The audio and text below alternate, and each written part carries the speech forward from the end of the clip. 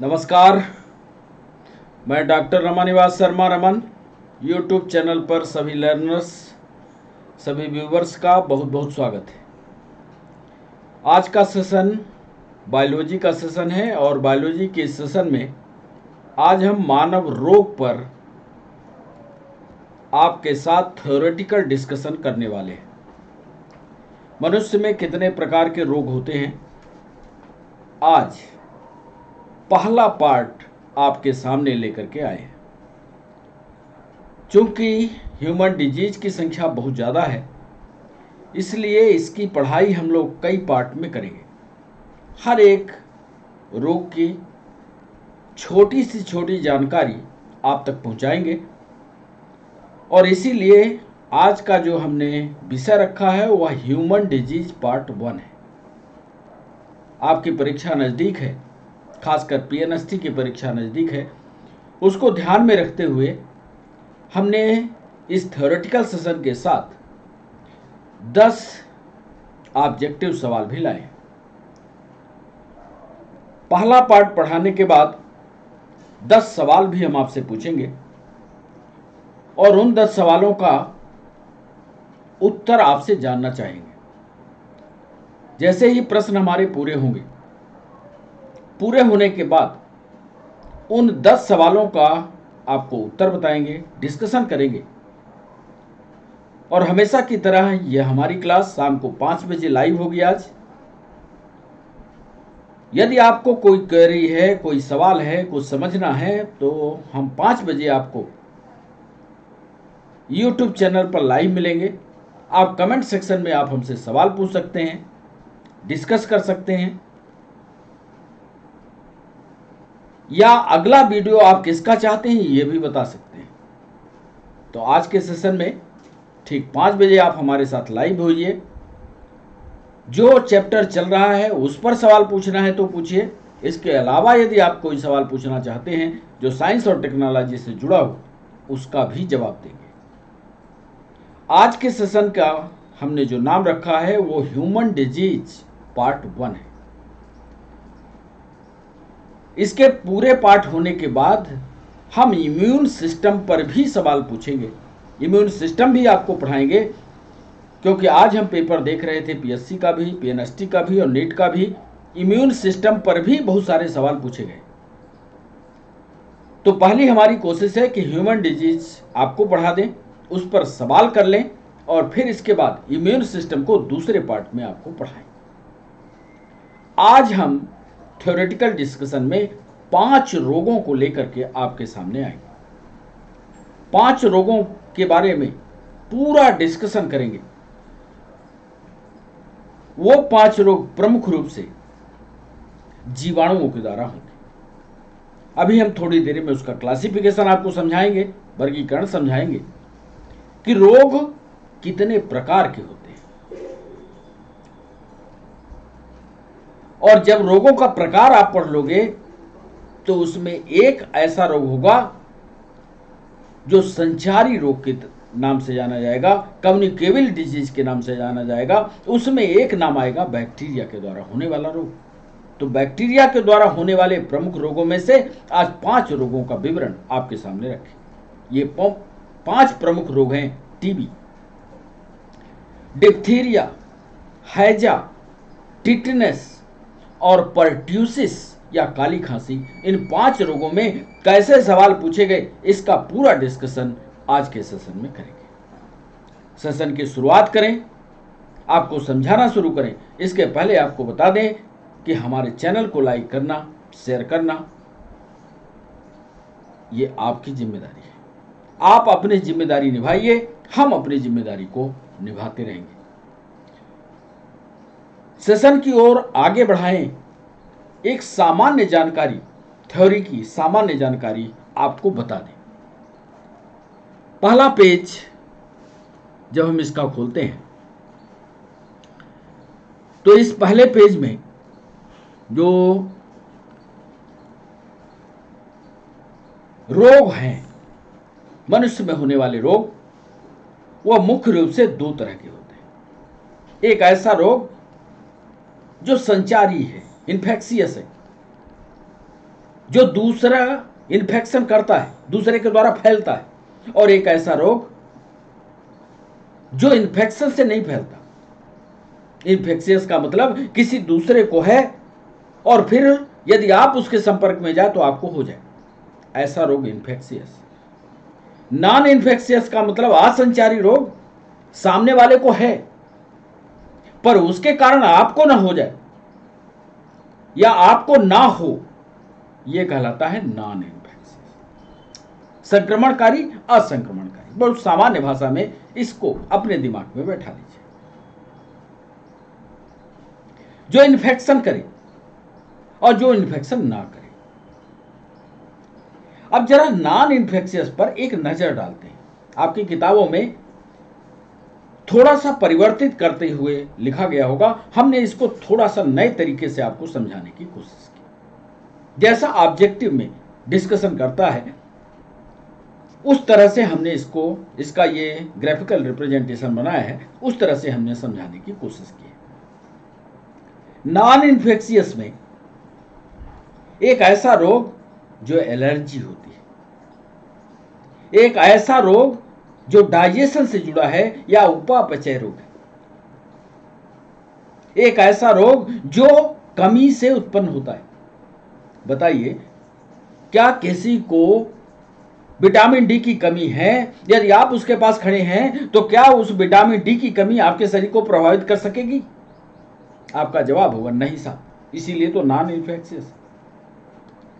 यदि आपके अंदर कोई जेनेटिक प्रॉब्लम है, जीन से जुड़ी हुई समस्या है, तो इन्फेक्शन नहीं करेगी, वो तो उसी के शरीर के अंदर रहेगी जिस आदमी के अंदर है।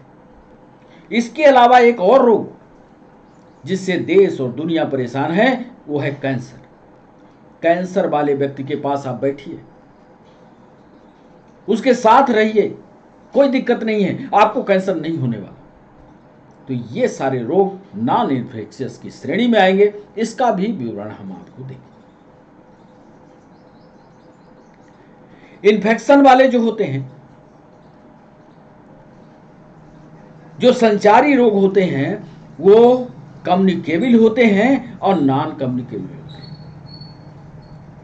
अंग्रेजी वाले बच्चे तो समझ गए। कम्युनिकेबल का मतलब होता है संचरणीय रोग और नॉन कम्युनिकेबल का मतलब होता है असंचरणीय रोग। हिंदी वाले बच्चे इसको समझें। कम्युनिकेबल के दो पार्ट होते हैं, कंटाजियस होता है और नॉन कंटाजियस होता है। कंटाजियस में कोई न कोई एक वेक्टर होगा जो उसको फैलाए, और नॉन कंटाजियस में ऐसा जरूरी नहीं है कि उसके पास पैथोजन हो, लेकिन रोग होगा। इसका आगे विवरण हम आपको देंगे, उस समय आपको समझ में आ जाएगा। सिर्फ आपकी अभी जिम्मेदारी यह है कि ये जो टेबल हमने बनाई है, जो थोड़ी सी आपकी किताब से अलग है, जो आपने बुक पढ़ी होगी उससे अलग है, इसको याद करने की फिलहाल कोशिश कीजिए। तो ये पहला पन्ना। दूसरा पन्ना, पहला रोग जो हम आपके साथ डिस्कस करेंगे वो होगा टीबी, ट्यूबरकुलोसिस। टीबी क्या होता है, कहां इन्फेक्शन करता है, एक चित्र के माध्यम से हमने आपको समझाने की कोशिश की। लक्षण दिखाया है, चित्र में यह भी दिखाया है कि टीबी का रोग फेफड़े में होता है। दिख ही रहा होगा आपको चित्र में।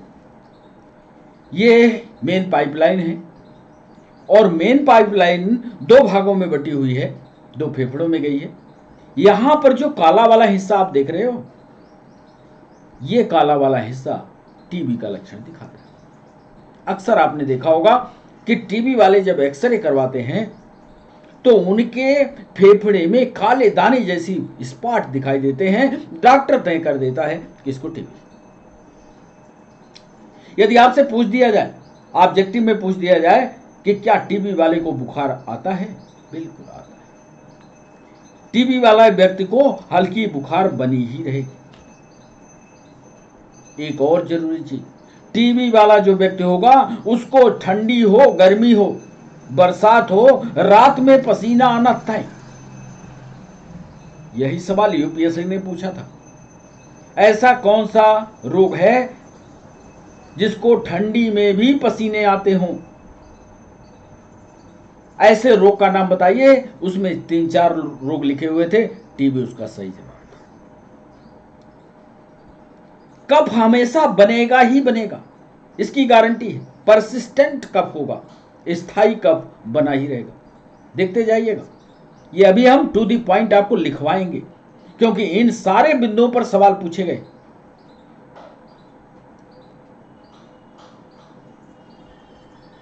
जो भी कफ बनेगा, टीबी वाले व्यक्ति का जो भी कफ बनेगा, सामान्य रूप से जब कफ बनता है सफेद होता है, लेकिन टीबी वाले व्यक्ति का जो कफ होगा उसमें कहीं न कहीं खून की मात्रा या खून के छींटे आपको जरूर दिखाई देंगे।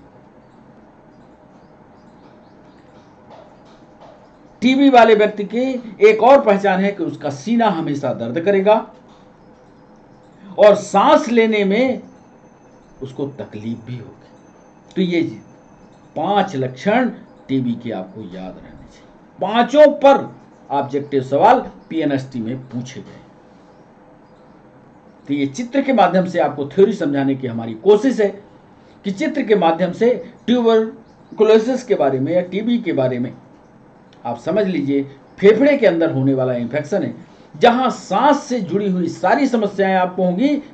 बुखार भी रहेगा, रात को पसीना आएगा, स्थायी रूप से आपके अंदर कफ बनेगा, लेकिन कफ के साथ खून भी आएगा, चेस्ट में पेन होगा और सांस लेने में ऐसा लगेगा, सांस लेने में फेफड़े के अंदर संकीर्णता लग रही है, सांस लेने में कमी आ रही है। यह है ट्यूबरकुलोसिस का लक्षण। चिंता मत कीजिए, इसको हम लिखेंगे भी।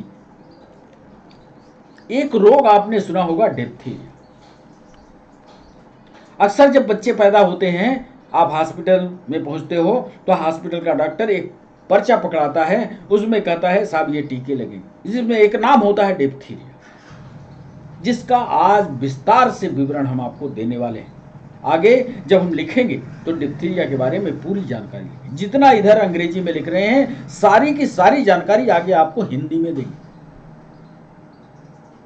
हमने लिखा यहां, diphtheria is a nasopharyngeal and skin infection cause by corynebacterium diphtheriae. ये बैक्टीरिया ऐसा है जो डिप्थीरिया को फैलाता है। नाम आपको याद करना है। पीएनएसटी ने एक बार सवाल पूछा था कि डिप्थीरिया को फैलाने वाले बैक्टीरिया का नाम बताइए, याद कर लीजिए। पूरा नहीं याद होता, डिप्थीरिया से काम चला लीजिएगा, बन जाएगा। डिप्थीरिया में इन्फेक्शन कहां होगा, यह भी एक महत्वपूर्ण सवाल है। तो ये जो गले में होता है ना, गला और फेरिक्स वाला हिस्सा जहां से खाना जाता है और गले वाला हिस्सा, ये दोनों हिस्सा, गला और खाने वाले हिस्से के बीच में इंफेक्शन होता है, यहां तकलीफ होती है। साथ में चमड़ी में भी इंफेक्शन होता है।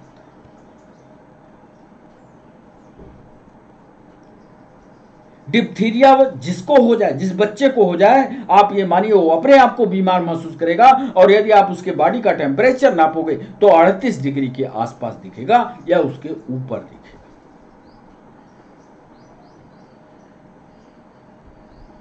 ये thick grey white coating at the back of throat,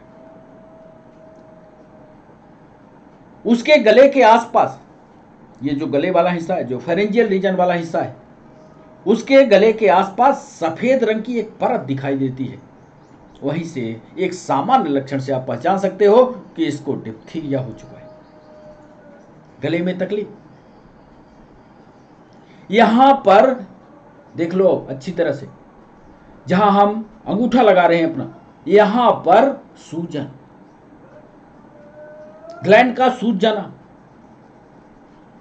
head वाले रीजन में हेडक का हो जाना, सिर दर्द का होना, सांस लेने में दिक्कत, फेरिक्स वाले रीजन में चूंकि डिप्थीरिया हो गया है इसलिए गले के अंदर खाना ले जाने में तकलीफ,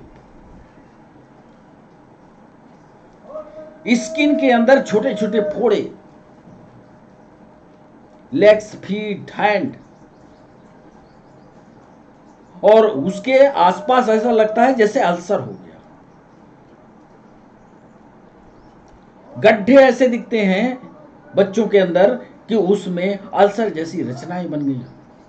यदि ये सभी लक्षण दिखते हैं तो आप समझ लेना इस बच्चे को डिप्थीरिया हो चुका। और जब डिप्थीरिया हो जाता है तो इसकी कैसे रोकथाम करते हैं, ये सारा का सारा विवरण अभी आज के ही सेशन में हम आपको लिख कर देने वाले हैं। हमने यही आपको समझाने की कोशिश की है जो ऑब्जेक्टिव में नीट में सवाल पूछा गया कि डिप्थीरिया का कारण क्या है। कारण लिखा है बच्चों, देख लो। कारण है डिप्थेरिया बैसिलस। सी इसका पूरा ये वाला डिप्थीरी और बैसिलस इसकी स्पीसीज पढ़ लेना। ऐसी यदि अवस्था हो जाए तो एक डिप्थीरिया वाले पेशेंट को कैसे आप ट्रीट करोगे, हमने वो भी लिखा है। डाइट पूरा पढ़ना। या डिप्थीरिया हो जाए तो सांस की प्रैक्टिस करनी चाहिए, क्योंकि आपके अंदर जाने वाली सांस की नलिका ब्लॉक हो चुकी है। सांस की प्रैक्टिस नहीं करोगे तो जान जाने का खतरा होगा। ट्रीटमेंट क्या है ये भी लिखा है। ये दवाइयां लिखी। एंटी माइक्रोबियल थेरेपी की जाए, इस बैक्टीरिया को मारने के लिए, समाप्त करने के लिए कोशिश की जानी चाहिए। कौन कौन सी मेडिसिन का इस्तेमाल करोगे ये देखो, मेडिसिन भी लिख दिया है। एक डिप्थीरिया होती है तो इन्हीं दवाओं का इस्तेमाल होता है। आप किसी अपने आसपास का पड़ोसी बच्चा ये डॉक्टर के पास जाता है और उसको डिप्थीरिया के लक्षण दिखते हैं तो पक्का समझना डॉक्टर इतनी ही दवाओं को लिखेगा जिसकी लिस्ट हमने आपको दी। तो ये डिप्थीरिया, इसका भी लिखित आपको देंगे। फिर देखिए, एक रोग होता है हैजा। गांव की भाषा में इसको हैजा बोलते हैं, अंग्रेजी भाषा में इसको कॉलरा कहते हैं। कॉलरा किसके द्वारा होता है यह भी तय है कि यह बैक्टीरिया, हमने पहले कह दिया है, बैक्टीरिया के द्वारा होगा। अब बैक्टीरिया कौन सा है जो इसको फैलाता है, यह सारा डिस्कशन आगे हम लिख देंगे। कैसे फैलता है, अंग्रेजी वाले बच्चे चूंकि बार बार कहते हैं सर कुछ अंग्रेजी में भी हो, इसलिए आज हमने अंग्रेजी के पन्ने ही लगा दिए। आगे इसकी पूरी हिंदी लिख देंगे। Cholera is an acute intestinal infection. याद रखना, कॉलरा में जो भी इन्फेक्शन होगा वो सिर्फ और सिर्फ आंत में होगा। और जब आंत में इन्फेक्शन होता है तो उस पेशेंट का डिहाइड्रेशन हो जाता है, लगातार वो लैट्रिन जाता है या उल्टी करता है, और पानी की कमी से यदि सीवियर हो गया तो मौत भी होती है। कैसे फैलता है, जब फैलने के लिए हमने लिखा, जब कोई भी आदमी या लोग पानी पीते हैं या ऐसा खाना खाते हैं जिसमें हैजा के जीवाणु हों या एपिडेमिक फैल जाए, क्योंकि जब वो व्यक्ति जो है लैट्रिन के लिए जाएगा, चूंकि ये इंटेस्टाइन में है तो उसके लैट्रिन में ये हैजा वाले कीटाणु ये बैक्टीरिया रहेंगे और वो इन्फेक्शन फैलाते रहेंगे।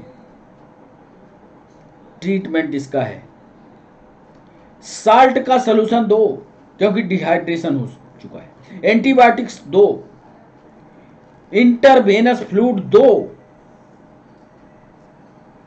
N unprepared communities death rate can be high as 50%। बहुत, ये गांवों में, अब तो ऐसा नहीं होता है, गांवों में पहले पूरे के पूरे गांव में हैजा फैलता था, अब पूरे के पूरे लोग, मैक्सिमम लोग मरते थे। हमने इधर भी लिखा, देख लो। लार्ज इंटेस्टाइन, ध्यान रखना, यदि ऑब्जेक्टिव ढूंढते ढूंढते और उसने पूछ लिया कि कॉलरा या हैजा लार्ज इंटेस्टाइन में होता है कि स्मॉल इंटेस्टाइन में होता है, हमेशा जवाब आपको देना है ये हमेशा लार्ज इंटेस्टाइन में होता है, स्मॉल में नहीं। Bacteria multiply rapidly large intestine में होता है। Toxin from bacteria prevents cells of intestinal wall. Toxin prevent intestine from the absorbing water from digested food. Diarrhea. पता है क्या करता है ये बैक्टीरिया? आपको याद होगा हमारे शरीर के अंदर स्मॉल इंटेस्टाइन जो है भोजन के पाचन का काम करती है, डाइजेशन पर भी वीडियो लाएंगे। लेकिन बड़ी आंत जो होती है सिर्फ और सिर्फ पानी का अवशोषण करती है, वहां कोई डाइजेशन की प्रक्रिया नहीं होती। आज उसी को याद दिलवा रहे हैं आपको कि बड़ी आंत का काम है, जिम्मेदारी है पानी का अवशोषण करना। लेकिन जब ये बैक्टीरिया पहुंच जाता है वहां पर तो पानी के अवशोषण की प्रक्रिया को रोक देता है। इसीलिए वो पानी पतली दस्त के रूप में निकलता है। यह है इसकी फिजियोलॉजी, यही कहलाता है हैजा। और लगातार वो बंदा लैट्रिन के लिए जाता है, पानी का एब्जॉर्प्शन नहीं हो पाता, शरीर में पानी की कमी होती है, इसी को डिहाइड्रेशन कहते हैं, और व्यक्ति पानी की कमी से मौत के गाल में चला जाता है। बड़े बढ़िया चैप्टर है बच्चों, जरा इंटरेस्ट से यदि पढ़ोगे तो कितने भी कठिन सवाल वो कहीं से उठाएगा आपसे बनेगा। कि कालरा की बात कर दिया, चिंता मत करना, इसको लिखाएंगे भी। एक और रोग, 5 रोगों का विवरण आज हम देंगे पार्ट फर्स्ट में। फिर जब अलग अलग वीडियो आएगा पार्ट 2 आएगा तो फिर 5 को लेंगे, फिर इसके बाद जेनेटिक्स वाले रोगों को लेंगे और तब इम्यूनिटी सिस्टम को पढ़ाएंगे। एक होता है टिटेनस। टिटेनस किसके द्वारा फैलता है उसके नाम से पता है, आपने रटा भी होगा।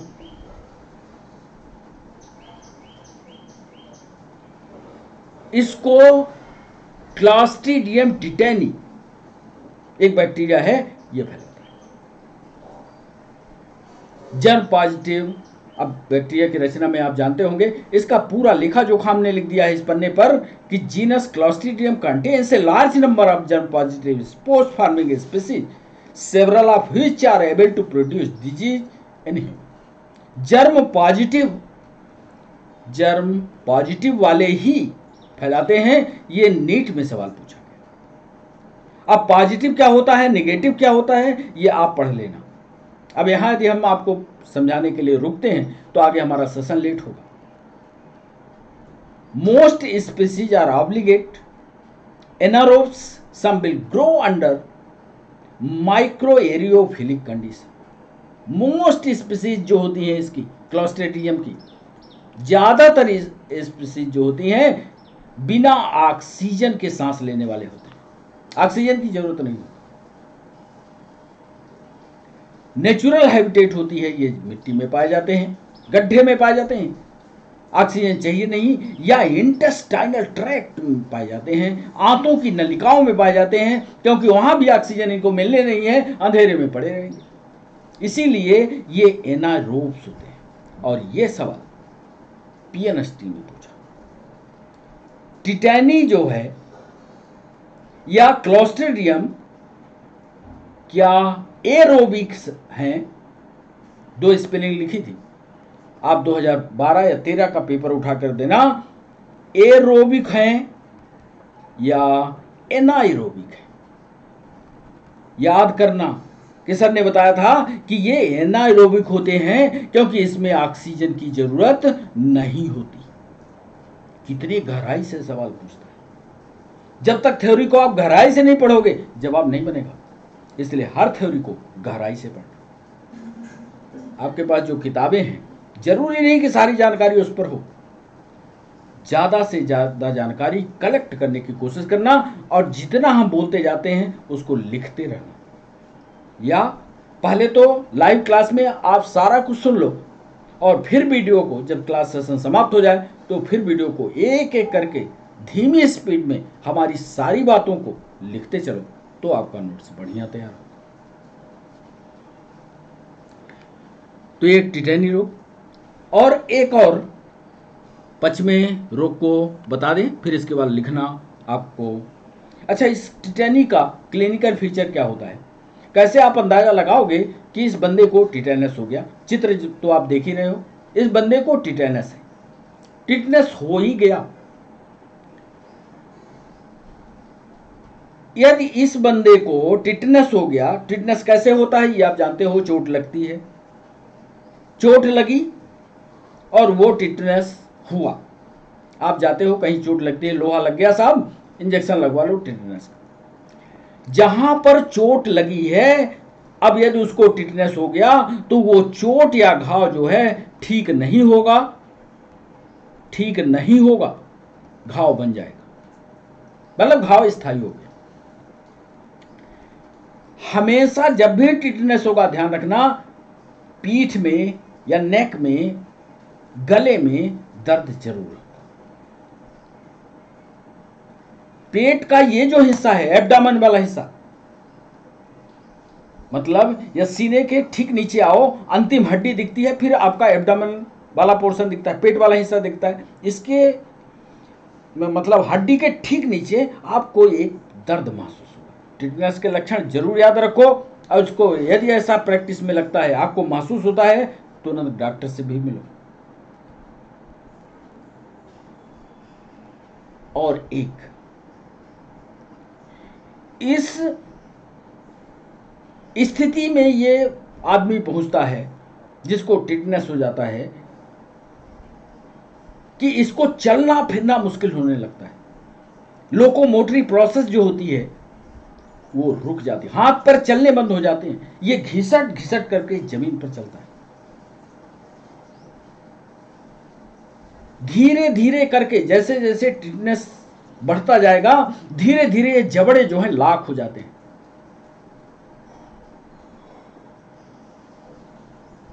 बहुत सारे उसके लक्षण हैं, तो ये सारे लक्षण अभी हम आपको हिंदी में आगे लिखा देंगे। तो ये अंग्रेजी वाले बच्चे इसको देख लें कि टिटनेस के कौन कौन से लक्षण हैं। एक आज के सेशन का एक अंतिम रोग आपको बता दें, अंतिम रोग है परट्यूसिस या भूमि कफ। एक खांसी आपने सुनी होगी, खांसी आती है एक सामान्य खांसी, और एक ऐसी खांसी होती है जिसमें खांसने वाले को सांस लेने का वक्त नहीं मिलता। सुना होगा पक्का आपने। एक ऐसी खांसी जिसमें वो खांसा आदमी, फिर बीच में स्टॉपेज लिया, सांस लिया और फिर खांसा। एक ऐसी खांसी जिसमें खांसता ही रहा, और यदि उसको गांव की भाषा में ले जाओगे तो उसको कुकुर खांसी कहते हैं। लगातार खांसने की जो प्रक्रिया होती है वो कुकुर खांसी के नाम से जानते हैं, बूमिंग कफ उसी का नाम। अब ये कुकुर खांसी होती कैसे? ये कुकुर खांसी के वाला जो बैक्टीरिया है, जीवाणु है, ये वातावरण में तैरता होता है, और इस कुकुर खांसी वाले व्यक्ति को, मान लो कहीं व्यक्ति ने खांसा है, पूरा का पूरा वातावरण उस खांसे वाले एरिया में बैक्टीरिया तैर रहा है, आप वहां से गुजरे, वो बैक्टीरिया अंदर गया और आपके अंदर वो वाली खांसी दे दिया। पता है ये किस एरिया में इंफेक्शन करता है? ये सवाल नीट ने पूछा था। अभी आपको याद होगा टीबी को हमने फेफड़े में फैलाया था, यहां याद है, लेकिन ये पूरी की पूरी ट्रैक पर प्रभावित करता है जहां से ऑक्सीजन आती है। ये देखो, देख रहे हो, यहीं से ये ब्लॉक करना शुरू करता है, सांस लेने की प्रक्रिया को शुरुआत में ही, मतलब ऊपर वाले हिस्से में ही ब्लॉक कर देता है। ये देखो यहां ब्लॉक किया और नीचे गया, तो इतना जल्दी ये रिप्रोडक्शन करता है, इतना जल्दी ये जनन करता है, इतना जल्दी ये डिवीजन करता है कि ये सारी की सारी नाली को ब्लॉक कर देता है। लो ब्लॉक, खांसने वाला इधर खांसता रह गया, सांस इसके अंदर नहीं गई, और यदि ये सीवियर कंडीशन में हो गए बच्चों, सीवियर कंडीशन में जान चली जाती है। सिलिएटेड एपिथेलियम को ब्लॉक कर देता है। यहां सिलिएटेड एपिथेलियम होता है क्योंकि जो हम सांस लेते हैं उसमें कचरा तो नहीं जा रहा है, इसको छानने के लिए धूल के कण या कोई गंदगी हो, सिलिएटेड एपिथेलियम पाया जाता है। इसको जब कभी हम रेस्पिरेटरी सिस्टम आपको विस्तार से समझाएंगे, समझाते हैं। Multiplication in the bacteria to increase the secretion of mucus. एक काम और, जैसे जैसे इसका मल्टीप्लीकेशन होगा, जैसे जैसे इसका विभाजन होगा, तो ये लाइन जो है, पाइपलाइन जो है, ये हवा के लिए बनी है और यहां पर इकट्ठा हो गया लिक्विड। कोई पाइपलाइन है और यदि वो हवा के लिए बनी है, आपने उसमें पानी भर दिया, तो क्या सांस लेने की प्रक्रिया रुक नहीं जाएगी? रुकेगी। और जब सांस लेने की प्रक्रिया रुकी तो राम नाम सत्य। एक और, paralysis and destruction of chelated, और जो भी सिलेटेड एपिथेलियम सेल्स हैं कुछ समय के बाद ये नष्ट हो जाती हैं, सांसों के लेने की प्रक्रिया अवरुद्ध होती है। और एक, ये जब सांस लेने की प्रक्रिया आपकी प्रभावित होती है तो पता है लकवा भी मारता है। पैरालिसिस के भी रिपोर्ट की गई है। ये सारी बातें, बहुत सारा डिस्कशन फिर अभी आगे हिंदी में भी करेंगे। तो ये अंतिम रोग था। अब आइए सीधे उन मुद्दों को जो आपको हिंदी वाले बच्चों को खासकर लिखना है। चलिए, पहला एक परिचयात्मक विवरण आपको दे दें कि स्वस्थ शरीर क्या है, बीमार शरीर क्या है। कैसे आप लिखोगे, नोट्स बनाना जब शुरू करोगे तो लिखिएगा स्वस्थ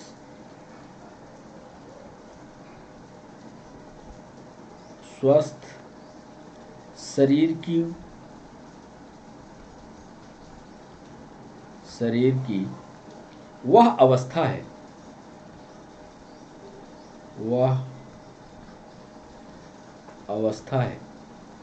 जिसमें स्वस्थ, हेल्दी, इसकी अंग्रेजी होगी हेल्दी, स्वस्थ हेल्दी शरीर की वह अवस्था है। ध्यान से आप अपने भाषा में लिखिएगा। ये चूंकि हिंदी हम अपने ढंग से बनाते हैं तो आप हमसे बेहतर हिंदी लिख सकते हो। आप अपने ढंग से बेहतर हिंदी बनाने की कोशिश कीजिए। शरीर की वह अवस्था है जिसमें शारीरिक,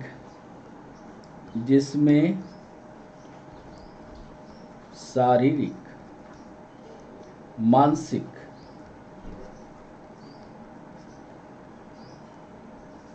एवं फिजिकली या कार्य की रूप से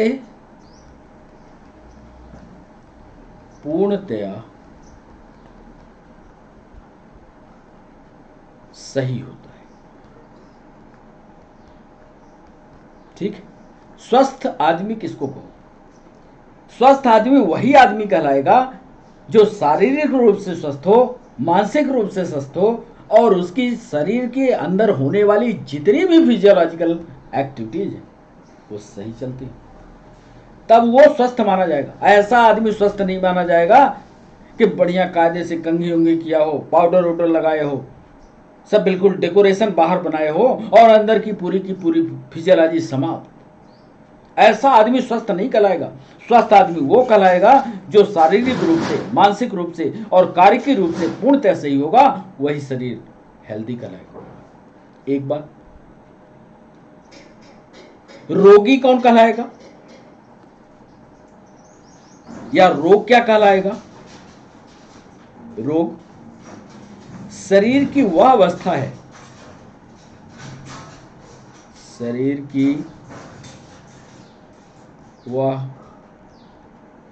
है, जिसमें संक्रमण, लीजिए, जिसमें इन्फेक्शन हो, जिनमें इन्फेक्शन, दोषपूर्ण आहार, आप जो खाना खा रहे हैं यदि वो दोषपूर्ण है, मिलावटी है, सिस्टमेटिक नहीं है, यदि आप ऐसा खाना खा रहे हैं जो आपके शरीर के लिए फायदेमंद नहीं है तो दोषपूर्ण आहार है। आनुवांशिक एवं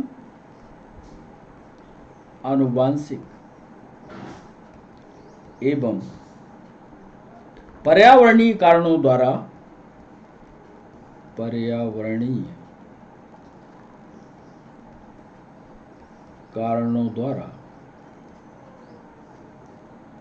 शरीर के सामान्य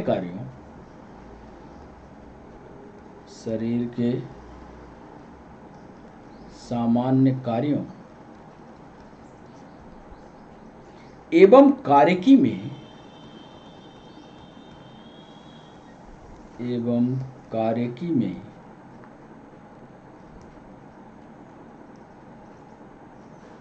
अनियमितताएं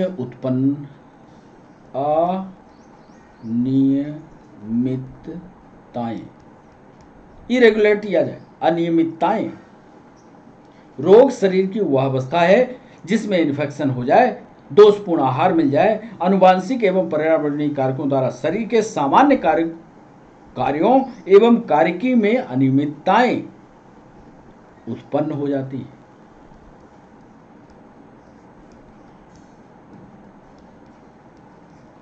एक बार बच्चों रोग की परिभाषा पूछा था पीएससी ने, मेंस में रोग की परिभाषा को लिखवाया था।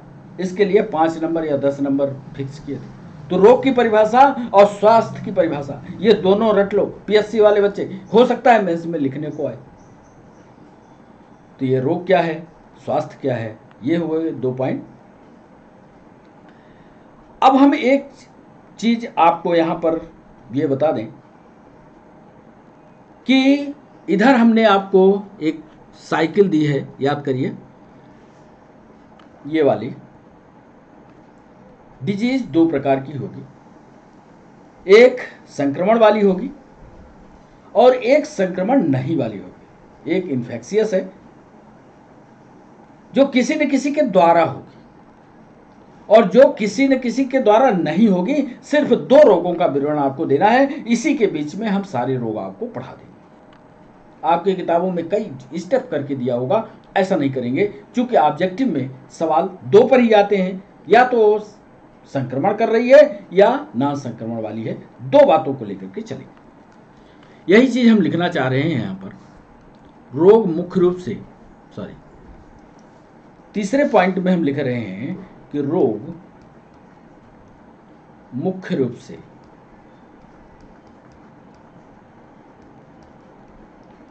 दो प्रकार के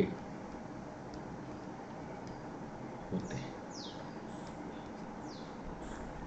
एक को कहते हैं बच्चों इनफेक्शियस और दूसरे को कहते हैं नॉन इन्फेक्शियस। दोनों की हिंदी आप अपने ढंग से ढूंढ लीजिएगा। एक को संचारी, एक को कहते हैं संचारी, और एक को लिख दीजिएगा हिंदी में गैर संचारी। 2 तरह के रोग मुख्य रूप से। तो अब संचारी रोगों के लिस्ट में कुछ बैक्टीरिया से होते हैं, कुछ वायरस से होते हैं, कुछ प्रोटोजोआ से होते हैं। ऐसा करके विवरण आगे हम आपको देंगे। तो आज जो बारी हम 5 रोगों की लेकर के आए हैं, वो पहली बारी बैक्टीरिया की ला रहे हैं। अगला वीडियो जो दूसरा पार्ट लाएंगे उसमें वायरस लाएंगे, फिर अगला जो लाएंगे वो प्रोटोजोआ लाएंगे। इसीलिए आज हमने पार्ट 1 पेश किया है, क्योंकि हमको साथ साथ ऑब्जेक्टिव सवाल भी पूछने हैं, इसलिए थोड़ा थोड़ा करके आपको पढ़ाते चलेंगे। तो सबसे पहला बैक्टीरिया से होने वाला रोग, और वो रोग है टीबी। पहला रोग ले रहे हैं, आप यहां हेडिंग डाल लीजिएगा, बैक्टीरिया से होने वाले, जिसमें पहला रोग हम लिखने जा रहे हैं टीबी। बच्चों इसी को क्षय रोग भी कहते हैं। अब जो हम इसमें विवरण देना चाहते हैं, जो इसके ऑब्जेक्टिव पूछे गए विगत 10 वर्षों में, उन्हीं पॉइंट को हमने शामिल किया। पहली बात ध्यान से देखिएगा, यह माइक्रोबैक्टीरियम ट्यूबरकुलोसिस के द्वारा, माइक्रोबैक्टीरियम ट्यूबरकुलोसिस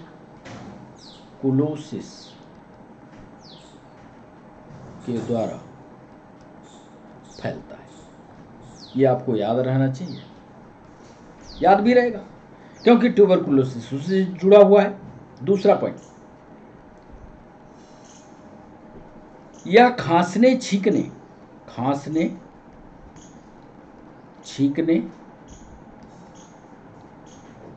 बातचीत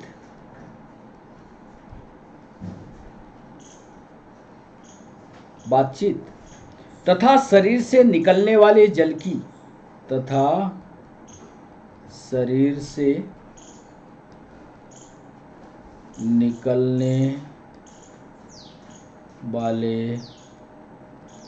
जल की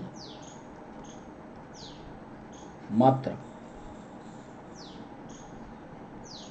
बूंद यानी पसीना कह लीजिए, लार आदि से, सलाइवा से, लार आदि से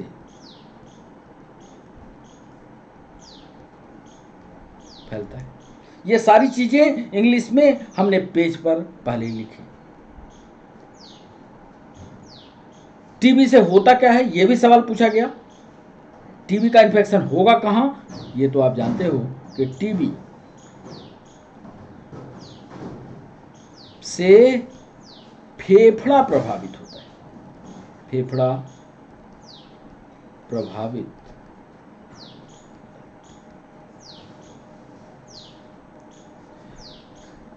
इसमें होता कौन कौन सा लक्षण है, उधर हमने लिस्ट दी है। उच्च ज्वर आएगी, बुखार आएगी, खांसी आएगी। या लगातार आपको बुखार आ रहा है, लगातार खांसी बनी हुई है, तो आप समझ लीजिए आप टीबी के रोग में ग्रसित हैं। हमने उधर लिखा है यदि कफ निकलता है, टीबी के साथ टीबी वाले पेशेंट है और कफ निकलता है, तो कफ में खून की उपस्थिति दिखाई देगी, इसका मतलब टीबी है। उच्च ज्वर, खांसी, लार के साथ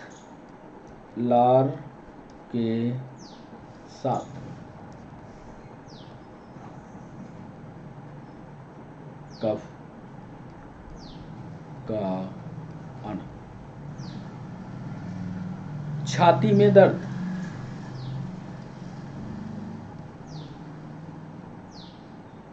भार में कमी,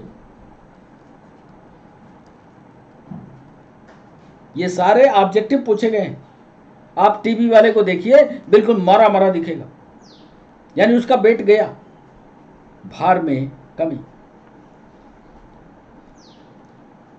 एक पॉइंट और इसके लिए हमने बनाया और उसने सवाल भी पूछा है इस पर कि प्रतिरक्षी कण, मतलब टीबी को दूर करने के लिए, टीबी ना हो इससे बचने के लिए लिखिएगा प्रतिरक्षीकरण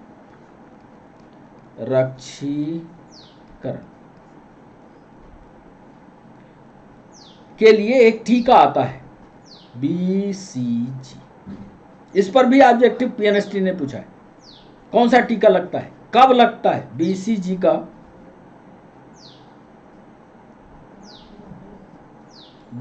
का टीका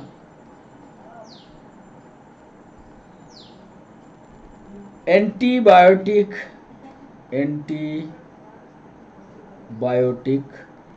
मेडिसिन, टीबी की दवाइयां आती हैं, एंटीबायोटिक दवाइयां होती हैं जो टीबी के कीटाणु को यानी माइक्रोबैक्टीरियम ट्यूबरकुलोसिस को समाप्त करती हैं। वो दवाइयां कौन कौन सी हैं, रिफाम्पिसिन, आइसोनियाजिड, 2 दवाइयां, पायराजिनामाइड और इथेम्बुटनाल। ये भी सवाल पूछा गया है, कौन कौन सी वो दवाइयां हैं, नीट में आया है सवाल, नोट कर लेना। हिंदी में लिखे देते हैं ताकि आपको सहूलियत रहेगी।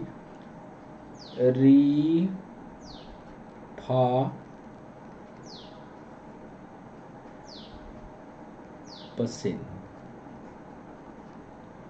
आइसोनियाजिट, आइसोनियाजिट,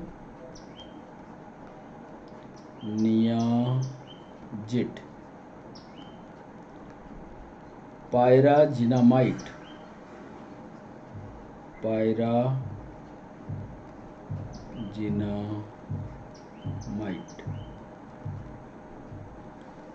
और इथम्ब्यूटॉल। ये सब दवाइयाँ कहिए किसी आप टीबी वाले पेशेंट का प्रिस्क्रिप्शन दिखेगा तो सब मिलेंगे। इथम्ब्यूटॉल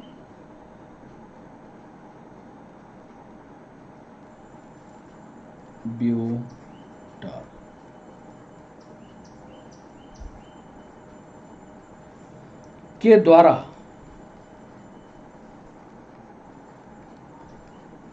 रोकथाम की जाती।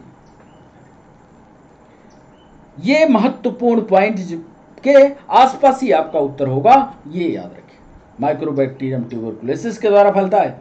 खांसने, छींकने, बातचीत, शरीर से निकलने वाले जल की मात्रा, बूंद, लार आदि से फैलता है। टीबी से फेफड़ा प्रभावित होगा, ऊंची बुखार आएगी, खांसी होगी, लार के साथ कफ निकलेगा, छाती में दर्द होगा, भार भी घट जाएगा। और प्रतिरक्षण के लिए बीसीजी का टीका लगवाइए। बीसीजी का टीका लगवाने के बाद नहीं ठीक हुआ तो ये दवाइयाँ एंटीबायोटिक मेडिसिन लीजिए और इसी एंटीबायोटिक के द्वारा टीबी को रोका जा सकता है। अब ये पहला रोग था, टीबी वाला ये पहला था। अब दूसरे रोग की बात करते हैं। दूसरा रोग है डिप्थीरिया।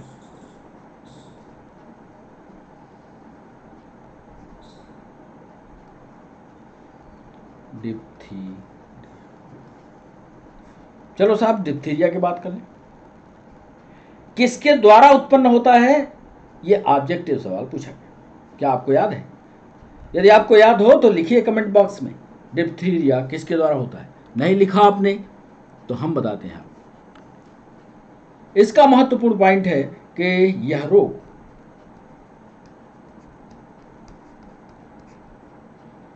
कार्निबैक्टीरियम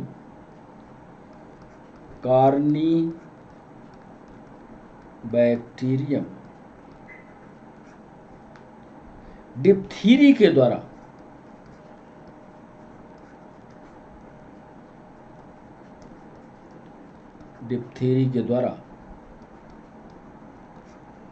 उत्पन्न होता है। याद रखिएगा, कार्निबैक्टीरियम डिप्थीरी के द्वारा डिप्थीरिया होता है। होता किसके द्वारा इन्फेक्शन है, यह भी सवाल पीएनएसटी ने पूछा है। डिप्थीरिया रोग किससे होता है? आपका जवाब होगा लार से होता है। नहीं, लार की बूंदों से होता है। डिप्थीरिया रोग लार की बूंद, जब लार टपकती है वो टपकने वाली लार की बूंद से होता है। इसका विस्तार से विवरण ये जब आप हमारे साथ 5 बजे लाइव होंगे, नहीं समझ में आएगा कमेंट सेक्शन में पूछना हमसे सवाल, कैसे लार से होता है, क्योंकि अब समय ज़्यादा हो जाएगा। फिर हम जितना आपको सवाल, अभी 10 सवाल पूछ रहे हैं, फिर नहीं पूछ पाएंगे, ज़्यादा समय इधर चला जाएगा। इसलिए उस समय पूछना, फिर जवाब देंगे। यह रोग कार्निबैक्टीरियम डिप्थीरी के द्वारा उत्पन्न होता है। लार की छोटी बूंदों के द्वारा, लार की छोटी बूंदों के द्वारा संक्रमण होता है।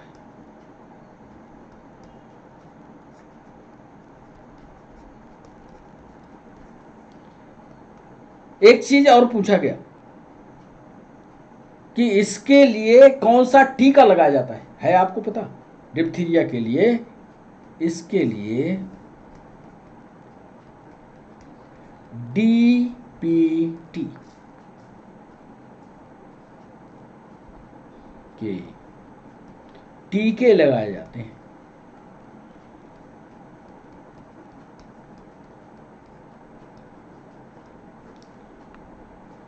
एक और महत्वपूर्ण पॉइंट जिस पर सवाल पूछा, हम वही पॉइंट शामिल कर रहे हैं, आपकी किताब से हटते हुए वो पॉइंट शामिल कर रहे हैं जो विगत वर्षों में ऑब्जेक्टिव पर पूछे गए। इसके लिए डीपीटी के टीके लगाए जाते हैं। और इसका प्रमुख लक्षण कौन सा है, इस पर एक लाइन लिख दें, खत्म करें इसको। हल्का बुखार, हल्का बुखार आएगा, ध्यान रखिएगा। यदि डिप्थीरिया है तो हल्का बुखार आएगा।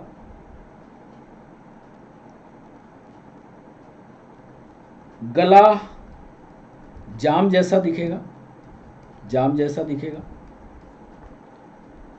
उल्टी भी लग सकती है, उल्टी भी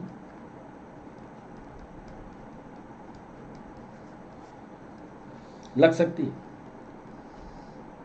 या गले में खट्टापन आ जाए, गले में खट्टापन हो जाए।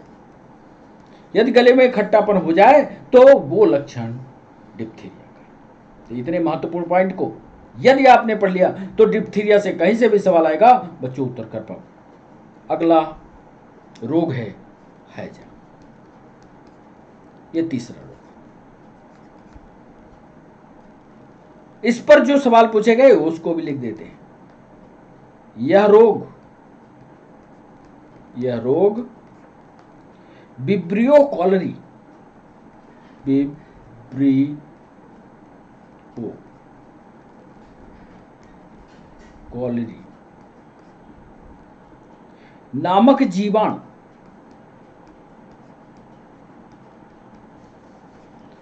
जीवाणु के द्वारा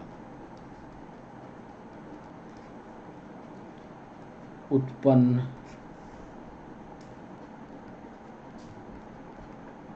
होता है। पहला तो महत्वपूर्ण पॉइंट यही हो गया कि ये जो बैक्टीरिया है उसका नाम विब्रियो कॉलरी है। दूसरा पॉइंट आपको बता दें, यह गंदगी युक्त भोजन, यह रद्दी सद्दी जो खाना खाते हैं उन्हीं को हैजा होता है। यह गंदगी युक्त भोजन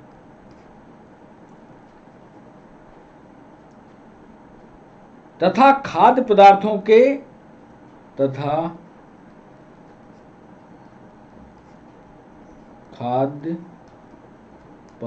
के सीधे संपर्क, मतलब गंदगी सीधे संपर्क में आएगी खाद्य पदार्थ के तो भी हैजा होगा। यह गंदगी युक्त भोजन तथा खाद्य पदार्थों के सीधे संपर्क से होता है।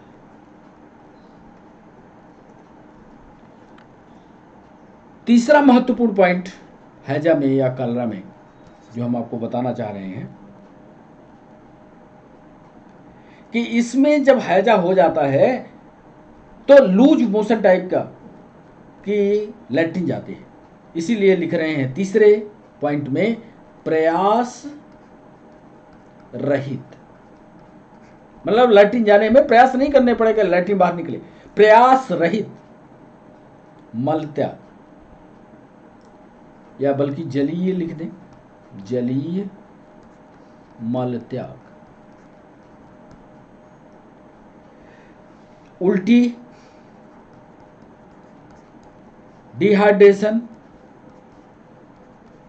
निर्जलीकरण, मांसपेशियों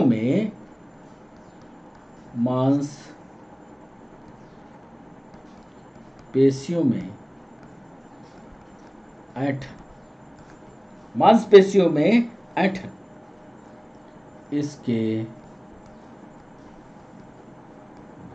प्रमुख लक्षण।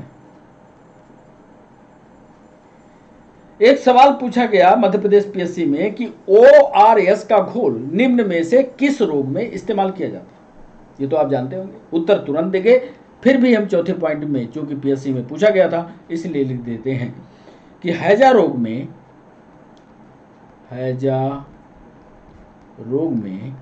ORS का घोल दिया जाता है।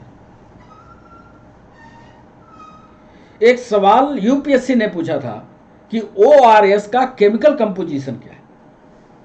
हम चाहते हैं कि वो भी आपके दिमाग में जानकारी रहे कि कब एग्जामिनर कौन सा सवाल पूछ ले, इसके लिए आप तैयार रहिए। तो 25वें पॉइंट में वो भी लिखे देते हैं कि ORS में 1.5 gram glucose,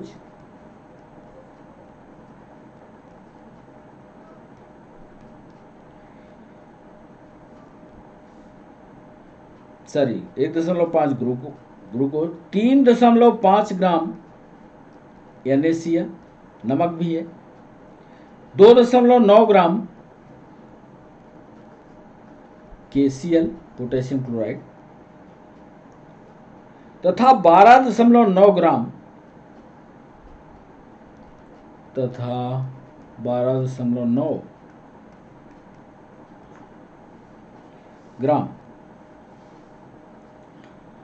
try sodium citrate,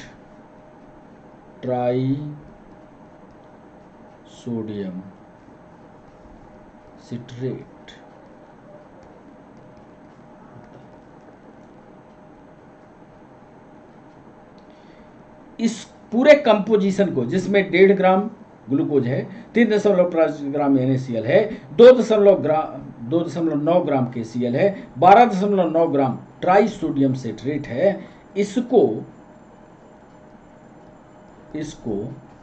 1 litre पानी में घोल कर दिया जाता है,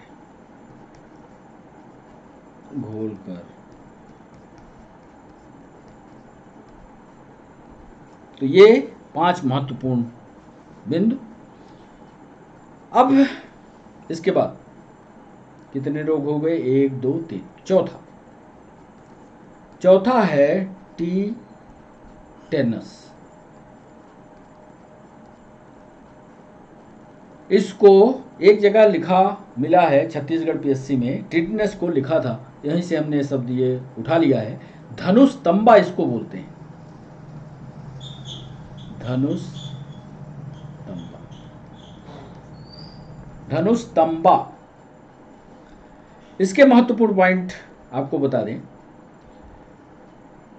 कि टिटेनस क्लॉस्ट्रीडियम टिटेनी,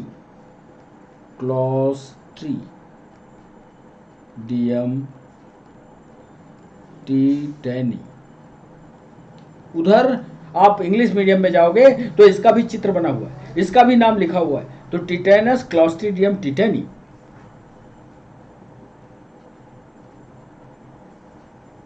ग्राम धनात्मक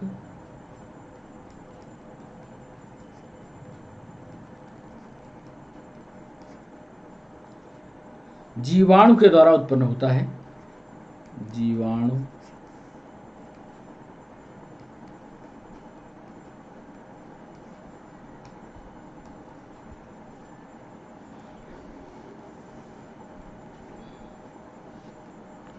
एक और महत्वपूर्ण जिस पर सवाल पूछा, इसको अच्छे से लिखिएगा, संक्रमण जीवाणु के बीजाणुओं,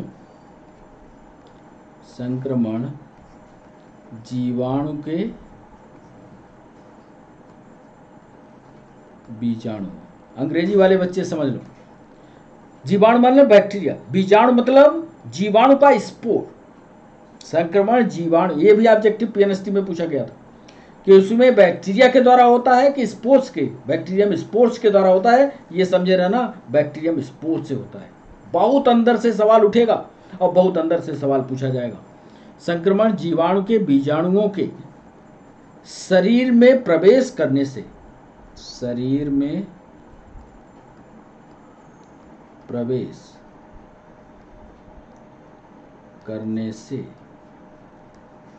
होता है।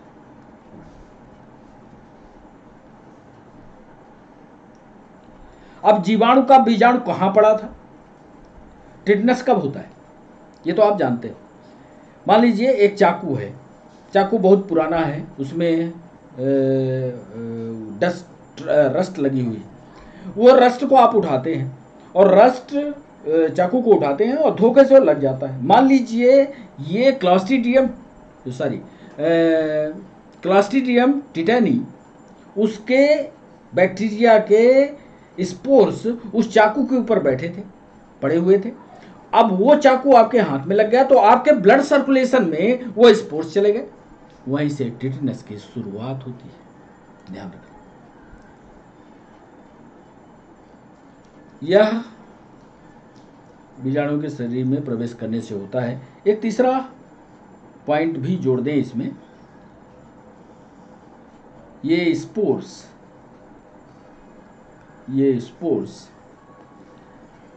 घावों दुर्घटना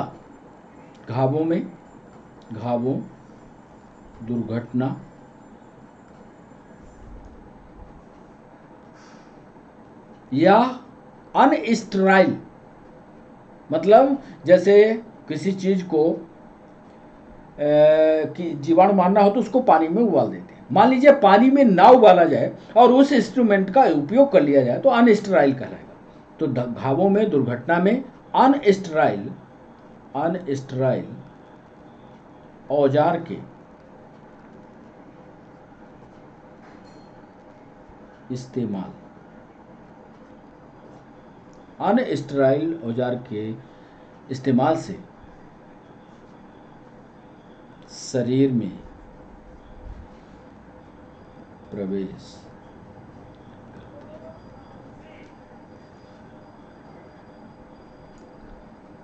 अभी हमने उधर चित्र दिखाया और जो चित्र दिखाया वही लक्षण पर सवाल पूछे गए, ये अगले पॉइंट में हम लिख देते हैं। पेशियां जो होती हैं दृढ़ हो जाती हैं, मतलब जैसे एक बार हाथ खींच लिया तो इसको सीधा करने में बहुत सारी मेहनत लगती है, दृढ़ता उसमें दिखती है, वही लिखने जा रहे हैं। पेशीय दृढ़ता, जबड़ा बंद होना,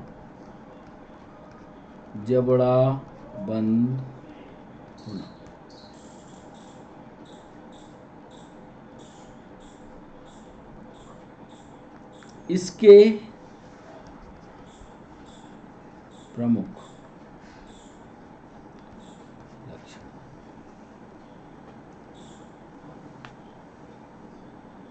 इसको बचा कैसे जाए? मान लीजिए धोखे से लग ही गया, क्या आपके पास जवाब है? कमेंट सेक्शन में कीजिए जवाब। किसी को इस तरह के चाकू, डस्ट भरी चाकू या स्पोर्स बैक्टीरिया के उसके ब्लड में चले गए तो उसका उपाय क्या होगा? ये उपाय इस पॉइंट पर हम लिखने जा रहे हैं कि घाव के बाद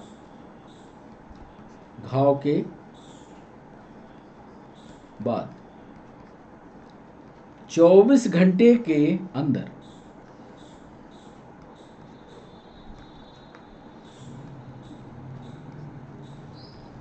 एटीएस का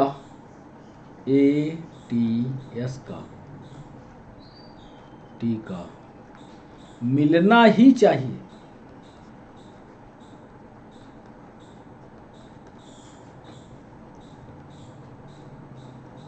तो ये हमारा चौथा महत्वपूर्ण रोग था। अब पांचवा और अंतिम रोग ये पूछ करके 10 सवाल अभी पूछने हैं। पर्ट्यूसिस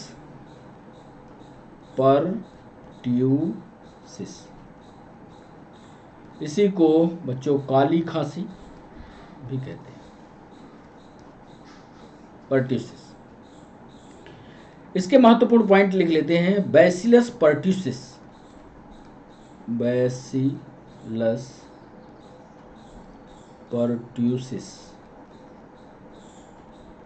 ग्राम निगेटिव जीवाणु के द्वारा, उधर ग्राम पॉजिटिव था, ग्राम निगेटिव बैक्टीरिया द्वारा, जीवाणु द्वारा उत्पन्न होते हैं।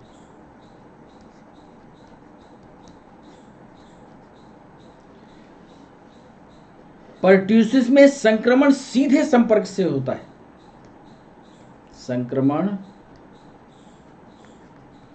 सीधे संपर्क से होता है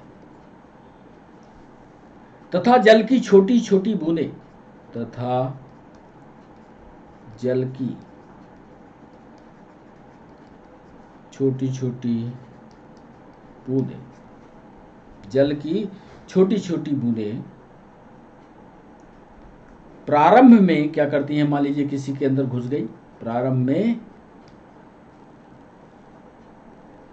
जलन खांसी, जलन होगी, खांसी होगी तथा बुखार।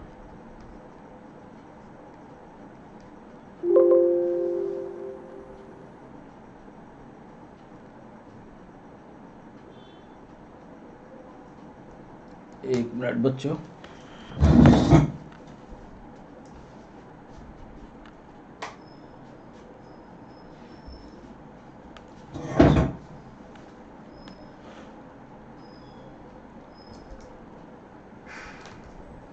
बुखार, जलन होगी, खांसी होगी तथा बुखार,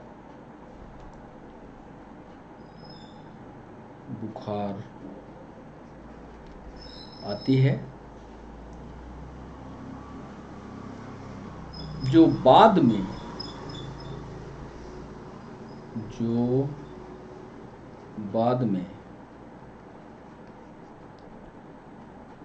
खांसी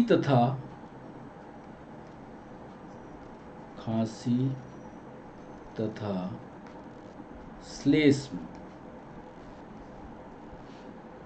के जमाव को उत्पन्न करती है।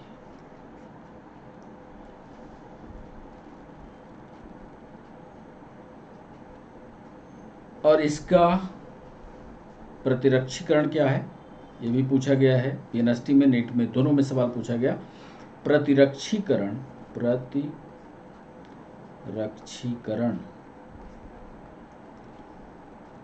डीपीटी के टीके द्वारा किया जाता है, डीपीटी के टीके द्वारा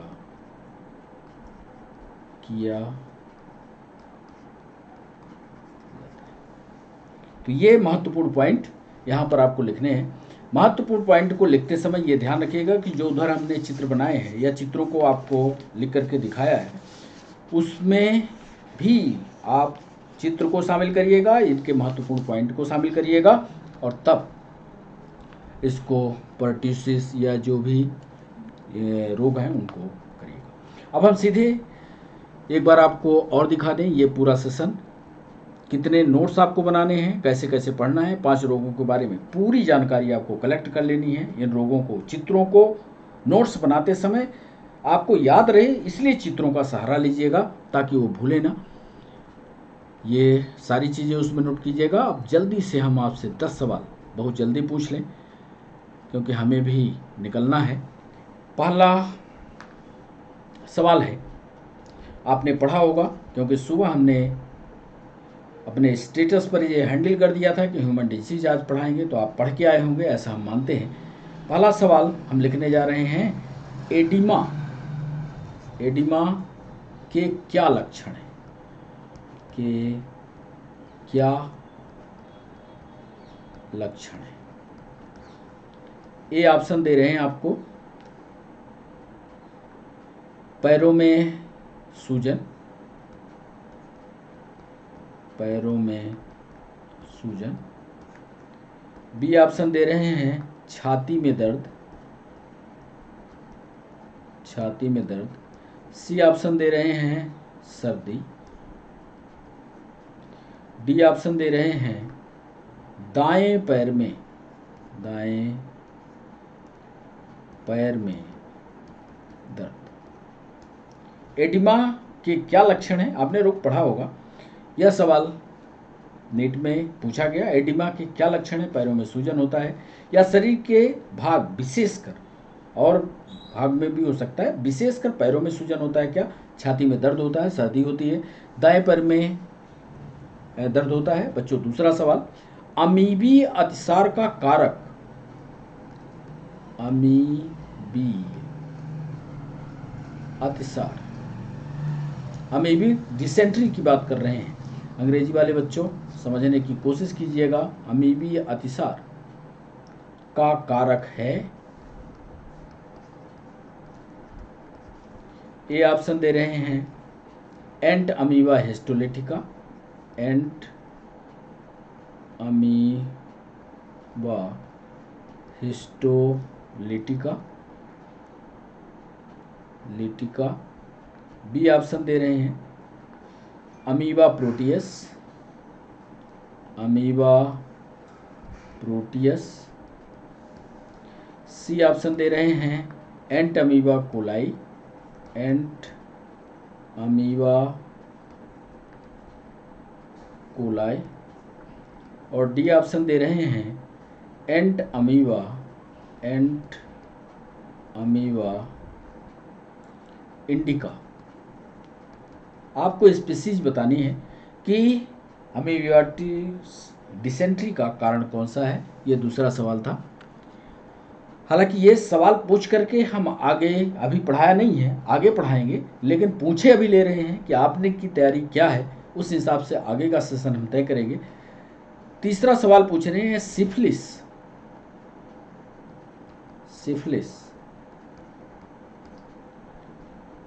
एक लैंगिक संचारित रोग है, एक लैंगिक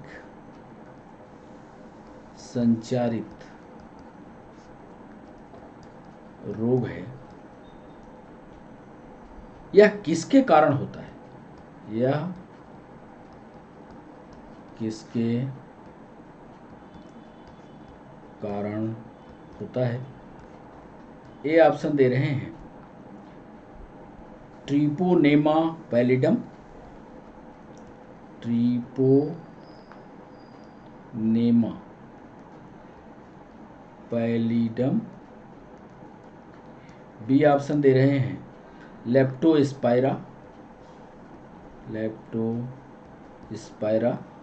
सी ऑप्शन दे रहे हैं पास्चुरेला, पास्चुरेला। और डी ऑप्शन दे रहे हैं विब्रियो, विब्रियो। तो ये तीसरा सवाल था। चौथा सवाल है पहला ट्रिपल एंटीजन टीका। ध्यान से सुनिएगा, पहला ट्रिपल एंटीजन टीका। यूपीएससी का सवाल है, पहला ट्रिपल एंटीजन टीका बच्चे को कितनी उम्र पर, बच्चे को कितनी उम्र पर दिया जाता है? समझ गए होंगे आप। ए ऑप्शन दे रहे हैं 1 मंथ, बी ऑप्शन दे रहे हैं 3 मंथ, सी ऑप्शन दे रहे हैं 4 मंथ और डी ऑप्शन दे रहे हैं 1 ईयर, 1 साल। पहला ट्रिपल एंटीजन टीका बच्चे को कितनी उम्र में दिया जाता है, ये सवाल था। 5वां सवाल बच्चों आपके शरीर पर है। अभी कोरोना था तो कोरोना में वैक्सीनेशन किया गया, वहीं से जोड़ करके ये सवाल हमने बनाया है। हो सकता है आपको उत्तर तुरंत आ जाए, ना आएगा तो हम समझाएंगे अभी जब उत्तर पर आएंगे। वैक्सीनेशन के बाद शरीर क्या बनाता है? वैक्सीनेशन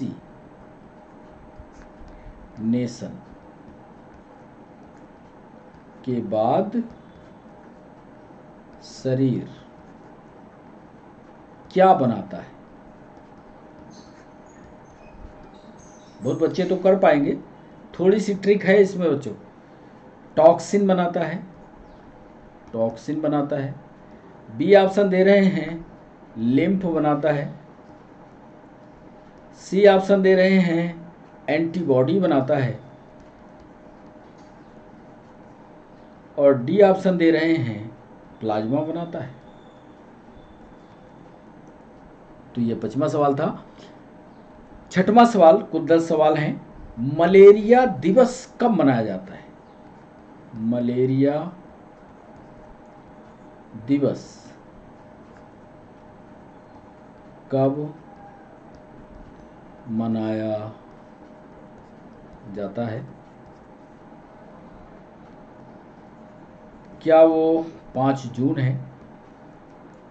बी ऑप्शन दे रहे हैं। ये भी सवाल नीट में पूछा गया है, पीएनएसटी में भी पूछा है। 5 जून है, 15 अगस्त है। सी ऑप्शन दे रहे हैं 20 अगस्त है। और डी ऑप्शन दे रहे हैं क्या वह 20 सितंबर है? सही जवाब कीजिएगा। मलेरिया दिवस कब मनाया जाता है? 7वां सवाल बच्चों आपके लिए, क्रिश्चियन बर्नार्ड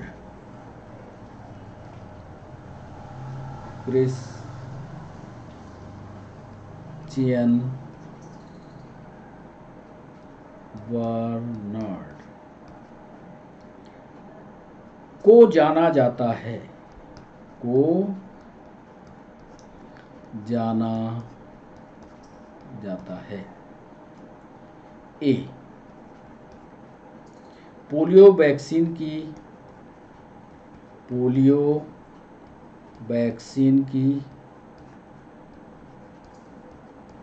खोज के लिए। बी ऑप्शन दे रहे हैं मानव हृदय के प्रथम सर्जिकल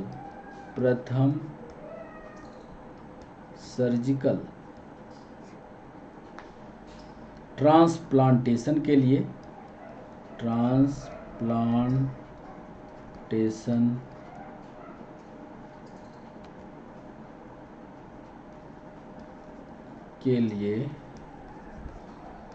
सी ऑप्शन दे रहे हैं प्रथम परखनली शिशु के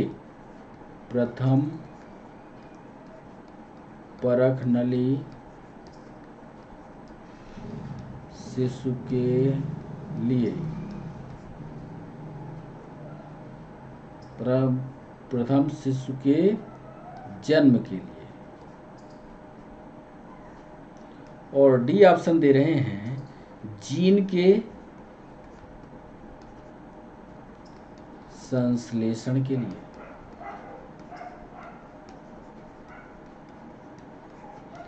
क्रिश्चियन बर्नार्ड को जाना कैसे जाता है? पोलियो वैक्सीन की खोज के लिए, मानव हृदय के प्रथम सर्जिकल ट्रांसप्लांटेशन के लिए, प्रथम परखनली शिशु के जन्म के लिए, या जीन के संश्लेषण के लिए। 8वां सवाल है हमारा, स्कैरिस किसके द्वारा स्थानांतरित होता है? स्कैरिस किसके द्वारा स्थानांतरित होता है? ए ऑप्शन दे रहे हैं घरेलू मक्खी द्वारा। बी ऑप्शन दे रहे हैं संक्रमित भोजन तथा जल द्वारा। संक्रमित भोजन तथा जल द्वारा। सी ऑप्शन दे रहे हैं मच्छर द्वारा।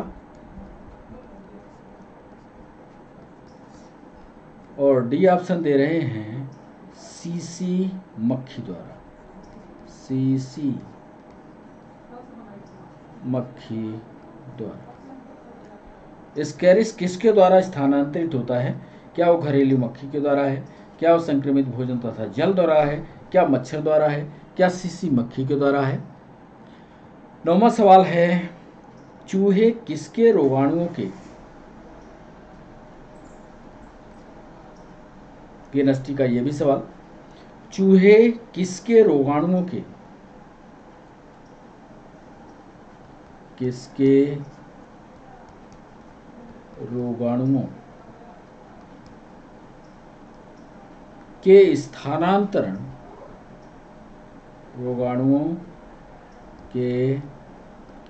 स्थानांतरण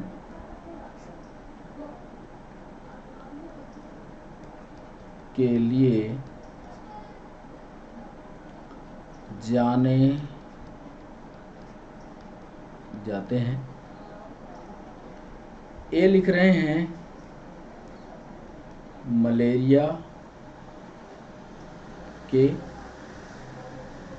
बी ऑप्शन दे रहे हैं टाइफाइड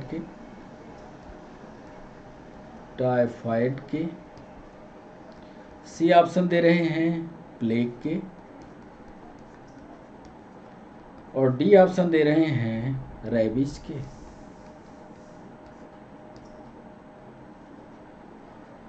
और अंतिम आज का सवाल, 10वां सवाल, एड्स का पूरा नाम बताइए। MPPSC में पूछा गया है सवाल, एड्स का पूरा नाम बताइए। ये लिख रहे हैं anti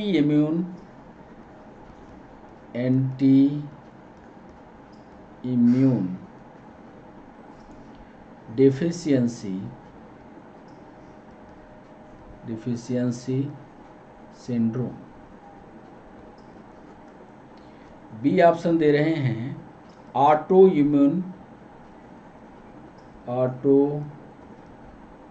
immune deficiency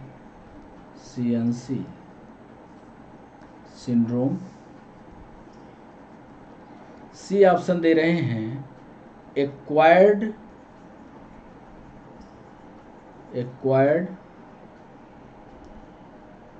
immuno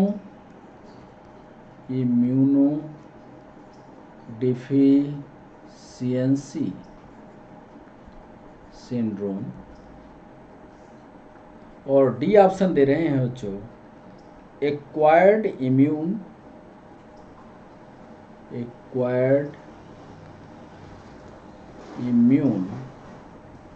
disease symptoms.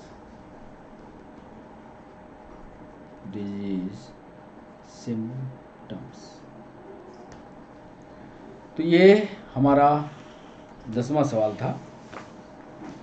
अब आपने बहुत सारे बच्चों ने अपने उत्तर का लेखा जोखा कर लिया होगा, कितने सवाल बने। अंतिम सवाल एड्स का पूरा नाम बताना था। सेशन की समाप्ति करें इसके पहले आपको उत्तर बता दें, तो चलते हैं पहले सवाल पर। और पहले सवाल पर आज उत्तर क्या होगा ये बताना है। तो एडिमा के लक्षण क्या है, कितने बच्चों ने इसका सही जवाब किया है, ये बताते जाइए आप, हम आपको उत्तर बताते हैं। शरीर के विशेषकर किस भाग में ये सूजन हो जाता है, ये बताइए आप, किस भाग में सूजन होता है। तो इसका सही जवाब होगा ए, पैरों वाले भाग में ये सूजन होता है। दूसरा है एंट अमीबा हिस्टोलिटिका, इसका सही जवाब होगा। तीसरा है सिफिलिस महिलाओं में होता है, लैंगिक संचारित रोग है। यह किसके कारण होता है, तो ये ट्रिपोनेमा पैलिडम सही जवाब होगा। चौथा है पहला ट्रिपल एंटीजन टीका बच्चे की कितनी उम्र पर दिया जाता है, तो ये 3 महीने की उम्र पर दिया जाता है। 5वां सवाल है वैक्सीनेशन के बाद शरीर क्या बनाता है, तो ये तो आपने वैक्सीनेशन इसको जाना होगा, एंटीबॉडी बनता है। मलेरिया दिवस कब मनाया जाता है, तो ये अभी तुरंत था, ये इसको मनाया जा चुका है, 20 अगस्त को मनाया जाता है।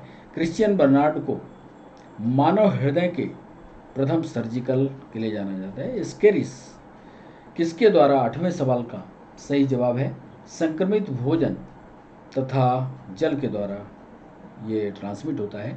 चूहे किसके रोगाणुओं के स्थानांतरण के लिए जाने जाते हैं, तो इसका भी उत्तर आप जानते होंगे, बहुत सारे बच्चों ने किया होगा। चूहे जो है फिर मारे गए थे और ये प्लेग के लिए है। और सेशन का अंतिम सवाल, उसका जवाब 10वें सवाल का सी उत्तर एक्वायर्ड इम्यूनो डिफिशियंसी सिंड्रोम, इसका सही जवाब होगा। तो बच्चों आज के लिए बस इतना ही। आप हमारे साथ जुड़े, हमारे साथ बने रहे, इसके लिए सभी बच्चों का बहुत बहुत शुक्रिया। कैसा रहा सेशन ये ज़रूर आप अपने कमेंट बॉक्स में लिखिएगा। कोई भी सवाल आपके दिमाग में उठ रहा हो तो कमेंट सेक्शन में लिख दीजिए। चैनल को सब्सक्राइब करना, चैनल को लाइक करना, चैनल को शेयर करना मत भूलिएगा। ह्यूमन डिजीज वाले चैप्टर को आज पहला पार्ट था, फिर दूसरा पार्ट आएगा, फिर इसका एक कंप्लीट एमसीक्यू सेशन भी लाएंगे। बहुत सारे सवाल पीएनएसटी में, नीट में, यूपीएससी में, एमपीपीएससी में, एमपीएसआई में बहुत सारे सवाल ह्यूमन और उससे आने वाले रोग पर पूछे जाते हैं। इसके 2 चैप्टर होंगे और 2 चैप्टर में एक जो है इम्यूनिटी सिस्टम, उसको अलग से हम आपको पढ़ाएंगे। तो बच्चों आज के लिए बस इतना ही, फिर मिलते हैं, तब तक के लिए बाय बाय, नमस्कार।